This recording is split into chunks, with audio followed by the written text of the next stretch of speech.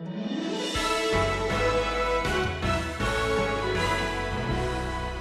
elder, while not having attained to godly perfection, and no one in the church will until the day of Jesus Christ, but he is committed to demonstrating a godly pattern.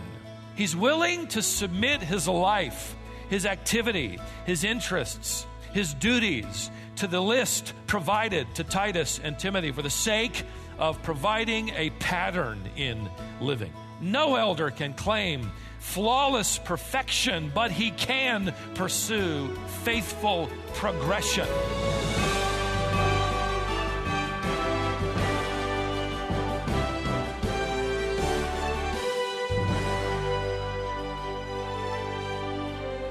As Stephen just made clear, elders in the church are not men who are perfect. If that were the standard, there would be no leaders at all. But church leaders must be constantly progressing in their walk with Christ and pursuing godliness each day. But let's be honest. The problem in most churches is not that the standard for leaders is too high.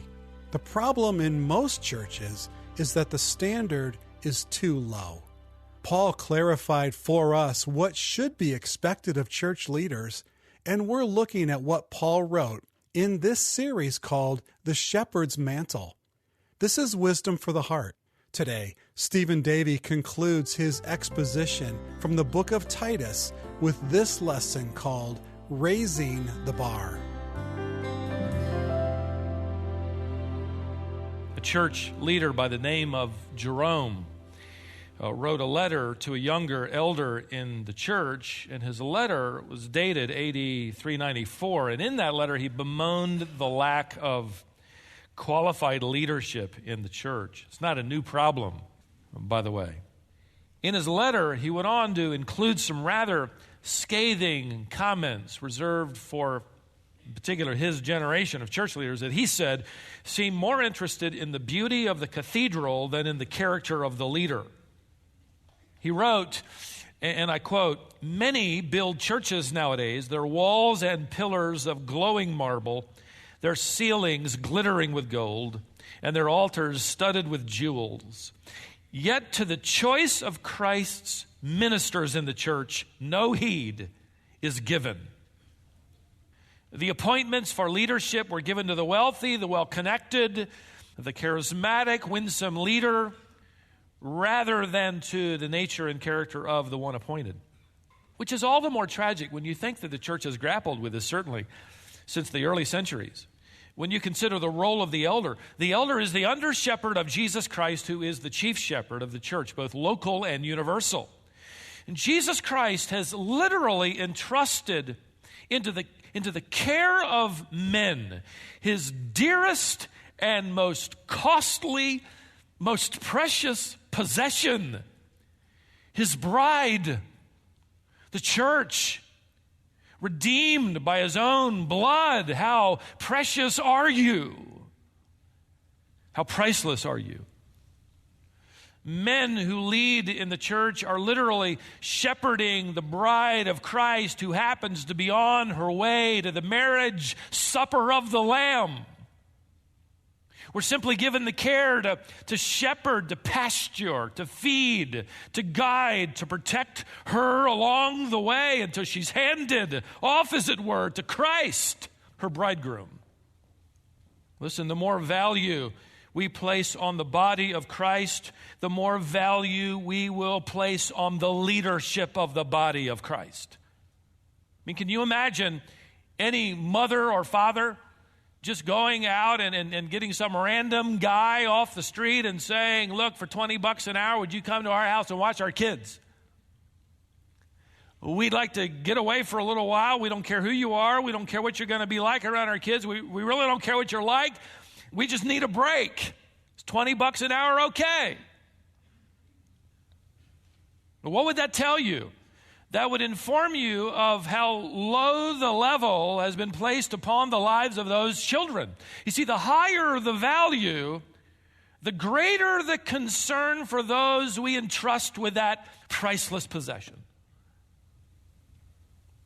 If you'd come over to babysit back in the early days when our twin sons were about a year old, if you thought you were up to that challenge, I don't know if $20 an hour would be enough.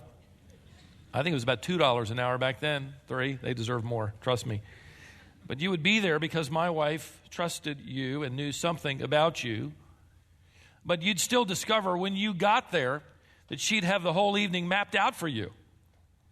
When bath time was, and then after bath time, what they would drink, and they'd sit in their little chairs, and they'd drink that more than likely out of their sippy cups, the perfect blend of juice and Benadryl. I'm just teasing.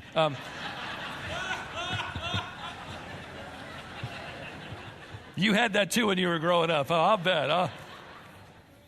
And then after that, there'd be story time. And by the way, this is the book to read from. And then after that is bedtime. And this boy gets his little white blanket. And that boy gets his little green blanket. And this boy gets Barry Beaver. And that boy gets Michael Monkey. Whatever you do, don't mix those up. The entire evening would be mapped out for the babysitter. Listen, my wife had taken months and months of hard work to get those boys on a schedule. And she wasn't about to let it get ruined in one night of riotous living. There's more to it than that, though, of course. These are our precious children. And we're not going to hand them off to anybody, just anybody, to do just anything they please want to do. Do you think God cares any less about his children than we do ours? God also desires to entrust his precious children to those who will love the flock and warn the flock and guide the flock and guard the flock and teach the flock, literally those who are willing to lay down their lives for the good of the flock, those who are willing to embrace the negatives, the difficulties, and the challenges, along with the joys and delights of guarding and guiding the flock. In fact, it's interesting when Christ told the church to follow their leaders, there's an interesting text where a nuance of leadership comes out of that, much like parenting comes to the surface. The writer of Hebrews instructs the believers in Hebrews 13:17 to obey your leaders and submit to them, for they keep watch. They keep watch over your souls. The word translated keep watch literally refers to someone going without sleep. Going without sleep. And what loving mother or father hasn't lost sleep over the care of their little child or concern over an older child? Losing sleep is tantamount to being a parent. You never get past that, do you? The older I get, the more I realize I'm going to be a parent for the rest of my life. And they're going to be children for the rest of their lives. There is that concern that's built in. I don't know about you, but I've always had a hard time falling asleep when my children were still out at night. Our two daughters were the last to leave the nest. In fact, our last child, our youngest daughter, is starting college in the fall, and she'll be gone. And she knows, perhaps more than all the others, poor thing, that Saturday night's curfew is just about like any other night, because until she's safely home, I have a hard time falling asleep. And I really need to sleep on Saturday night because Sunday's coming, and it's the only day I work. Well, I need some sleep. In fact, we were texting last night. She kindly even came home a little earlier than normal. How many parents, especially of older children, have stayed awake at night, praying not only for their physical needs, but their spiritual needs, the spiritual well-being of your children? That's the role of a loving, caring, spiritually minded parent. It's as if God is saying, I want that for my children too. Why would he want anything less? I want to entrust my children to leaders who are willing to lose sleep over them to care that much. Listen, that's how much God values you. Because he just sort of backs up the truck for anybody who thinks they want to lead, and he says, okay, if you're going to do that, then here's who you have to be, and here's what you've got to do. So it should come as no surprise then to us that God delivers to the church a list of some 20 plus standards for those who will lead, those entrusted with the charge of his children. And unless somebody is just adamantly opposed and obviously suppressing of the obvious truths of God's word, it's pretty clear to the Bible student that God isn't about to entrust the well-being of his church to just anybody to do whatever they good and well pleased to do. Now, in our last session, we discussed the biblical roles of the elder, pastor, bishop. Those three terms used interchangeably of the same man, same office, same body of men. We talked about their role of guarding and guiding and protecting and leading and feeding. That's what he does, among other things. As a loving, caring, spiritually minded shepherd, that's what he does. But now we're told, and we're given a lot more information, not about what he does, but who he is. There are two lists in the New Testament about this kind of individual. The first list is 1 Timothy chapter 3, the parallel passage, and that's the longer list, and we'll deal with that when we get there one day, Lord willing. We're going to deal with a shorter list, which is in Titus chapter 1, which basically repeats most of what Timothy read from the hand of Paul about the same time. So turn to the list of qualifications as Paul writes them to Titus, and let's pick up where we left off at verse 5 of chapter 1. For this reason I left you in Crete, that you would set in order what remains and appoint elders in every city as I directed you, namely, if any man is above reproach, the husband of one wife, having children who believe, not accused of dissipation or rebellion. For the overseer must be above reproach as God's steward, not self-willed, not quick-tempered, not addicted to wine, not pugnacious, not fond of sordid gain, but hospitable, loving what is good, sensible, just, devout, self-controlled, holding fast the faithful word which is in accordance with the teaching, so that he will be able both to exhort in sound doctrine and to refute those who contradict. I mean, you get to the end of a list like that, and every church leader feels something stirring in his soul that sounds something like, I resign. Who's going to begin to approach this? In fact, if you compare this list with 1 Timothy, you come up with 23 standards or qualifications. And if you include aspiration, if any man aspires, if you consider that equally a qualification, which I do, you're at 24. Who can possibly meet these standards? Especially when the very first qualification so clearly says above reproach.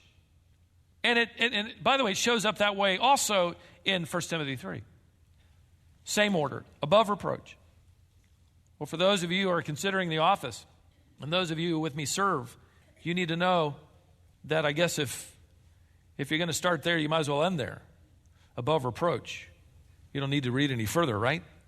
Well, the word might be helpful for you to know that Paul uses here, translated above reproach, is a word that does not refer to perfection, but to a pattern. An elder, like any member of the flock, is a fallen sinner. And sinners do what? Sin. But here's the difference. The elder, while not having attained to godly perfection, and no one in the church will until the day of Jesus Christ, but however, here's the difference. He is committed to demonstrating a godly pattern in life. He's willing to submit his life, his activity, his interests, his duties to the list provided to Titus and Timothy for the sake of providing a pattern in living. No elder can claim a flawless perfection, but he can pursue faithful progression. And here's the pattern of that kind of progression in Titus chapter 1. And you need to know that the words above reproach just sort of serve as a categorical heading.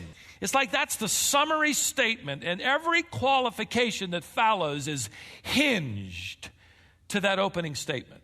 Everything is connected back to that. He's to be above reproach as it relates to his marriage, as it relates to his parenting, as it relates to his character, as it relates to his public and private lifestyle. Here's the pattern. Here's what you pursue. And why must the elder pursue this pattern? Because his life as a leader is then becoming a pattern for all who follow him. And Jesus Christ takes that very seriously, obviously. Leadership is tantamount to influence. Leadership equals endorsement. The very nature of leadership invites imitation. And you think, well, that's wrong, that shouldn't be. Oh no, the New Testament certainly doesn't discourage it. In fact, the New Testament not only acknowledges that truth, it unashamedly encourages it. Paul wrote to the believers in Philippians 3:17, "Brethren, join in following my example," and not just me as an apostle, note this, "and observe those who walk according to the pattern you have in us." Now, I don't know about you, but as a believer, I love to see an older man ahead of me. I love to watch him and learn from him. That's just part of how God has set up the church. We'll find in chapter 2, older women turn around and provide the pattern for younger women. Older men turn around and provide a pattern for younger men. Follow the pattern you have in us. Another text encourages the believer in Hebrews 13:7, "Remember those who led you, who spoke the word of God to you, and considering the result of their conduct, imitate their faith." The New Testament doesn't say don't imitate anybody. It says, in fact, do that. The Apostle Peter tells the elders to be an example, 1 Peter 5:4. Literally a tupos, a pattern, a type for the flock to follow. And Paul wrote what seems to be an audacious comment. If you grasp what he's saying, it isn't within the balance of the entire text, but he writes to the Corinthian believers who were in desperate need of a model. He says in 1 Corinthians 11, verse 1, "Be imitators of me as I imitate Christ."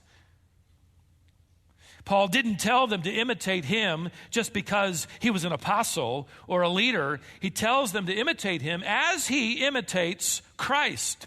Because you can't see Christ, so Christ has given us leaders, we can see them. So the reason you have this list here in Titus chapter 1 is you basically have a pattern put into print, which is nothing more or less than the character of Jesus Christ, which we all pursue. The reason a leader must pursue this pattern of living is because he's setting a standard for all those who follow him to pattern after him their own lives and their own conduct. And we who lead, it must be nothing less than leading them to follow Jesus Christ.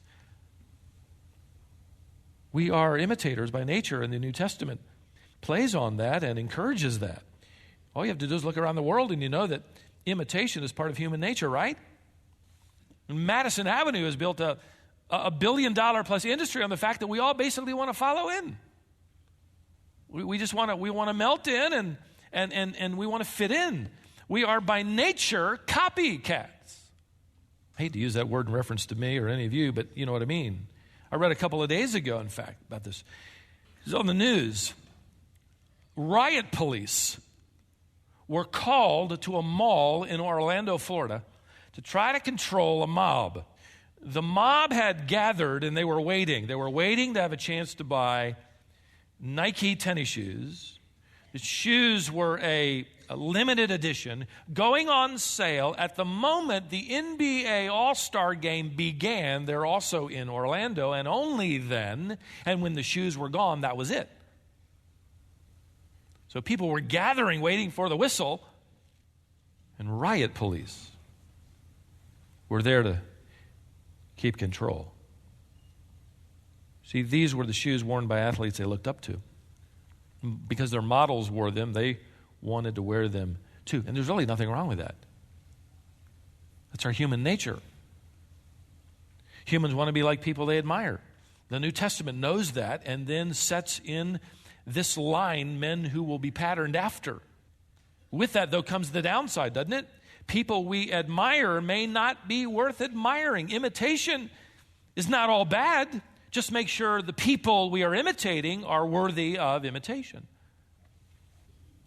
Well, you have to battle that even with the Madison Avenue mentality. Today, billions of dollars are spent by children under the age of 10. And the mentality of the marketing world goes after them. We have reports now and enough data to know that it is that elementary school child that picks the kind of car their parents drive, the kind of shoes they wear, the kind of lunchbox they carry, the pants and the shirts and the blouses and whatever on them. And so trends are created and fads are established and then rotated around to keep the money flowing. I mean, think about it. Those of you that wear neckties, I see maybe 3 out there that still do, okay? Those neckties over the years have gone really wide and then really skinny. And then really wide and then really skinny. And then really wide and then really skinny. Why? Because we like variety? No, because the money needs to keep flowing. Isn't all bad. But we have to make sure we're imitating something worth imitating. So no wonder James the Apostle said, listen, let me recommend to you in the body that not many of you become teachers. Why? Because you're going to incur a stricter judgment. Why? Because your life will be multiplied potentially many times over in the lives of those who've patterned, who've made decisions, who've made allowances, who've determined their lifestyles after yours. And for that reason, Paul then begins with this qualification. Make sure the one leading is above reproach. This word does not denote sinless perfection or even a pristine past. Paul didn't have one. But it does refer to a general assessment, one author wrote, of a man's maturity and reputation. I found it interesting in studying the grammar of this text that this is a compound Greek word. The first part means up, and the second part means to call. To call up, literally. It has the idea of a man not only receiving a high calling, answering a high calling, but it also has the nuance of a high standard, a high level of living, a higher pursuit, which with it comes limitations and allowances unique to this role. What came to my mind when I studied the word was the idea of raising the bar, like that high jumper who continually tries to excel higher and higher. That is the heart and the passion of the leader. It isn't what can I get away with, what would be allowed, but how high can we raise the bar? To call up can simply refer to raising the standard. And ladies and gentlemen, and I know I'm preaching to the choir here, but in a world where the standard has all but disappeared for a lifestyle worth imitating, it is more desperately needed than ever. Eugene Peterson writes these challenging words: there is little to admire and less to imitate in the people who are prominent in our culture. We have celebrities, but not saints.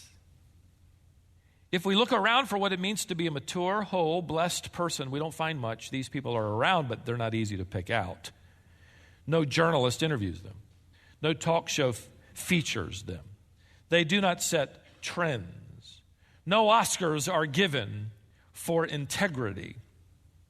And at year's end, when the list of the 10 best dressed or the 10 best looking is compiled, no one compiles a list of the 10 best lived lives. Our society today is devoid of models. Neither the adventure of goodness nor the pursuit of righteousness gets headlines anymore. The question now isn't, in the mind of Paul, and even with this challenge, where are the perfect people? But where are the people who live lives worthy of being patterned after? Where is the progression and a demonstration of that with commitment and passion? Let me tell you this, beloved. We are the answer to that. We as a church. The church is the answer to that question that our world is asking now like never before. How am I supposed to live? What's right? What's wrong?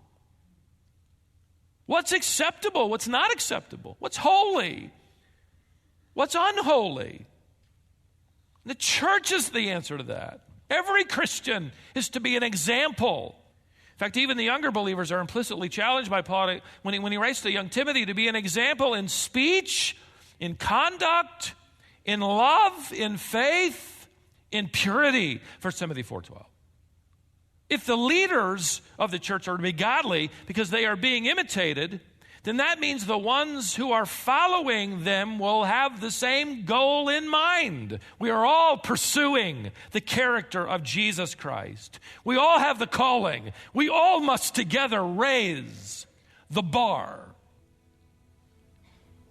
That's why the Apostle Peter could write that every Christian needs to apply with all diligence. He's not writing to leaders, he's writing to the believers as well.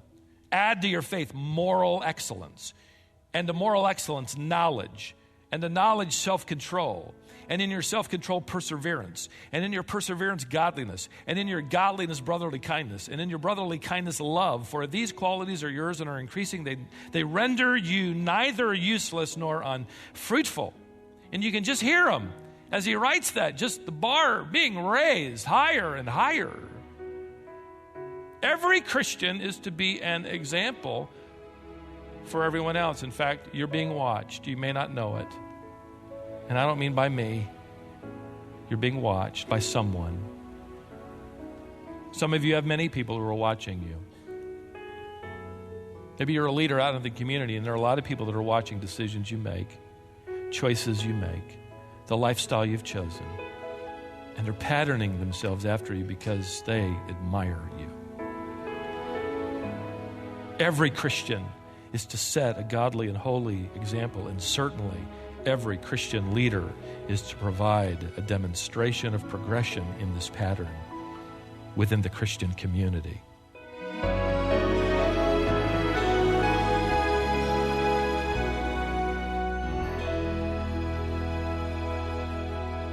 What an important reminder today. We need to have a high standard for ourselves as well. You're listening to Wisdom for the Heart with Stephen Davey. We're currently in a series from Titus chapter 1 entitled The Shepherd's Mantle. Today's lesson, called Raising the Bar, is not done. So Stephen will bring you the conclusion to this lesson tomorrow. We'd love to hear how the teaching you hear on Wisdom for the Heart is helping you in your walk with Christ. Please take a few minutes and write to us. Our email address is info@wisdomonline.org. Our mailing address is Wisdom for the Heart, P.O. Box 37297, Raleigh, North Carolina 27627.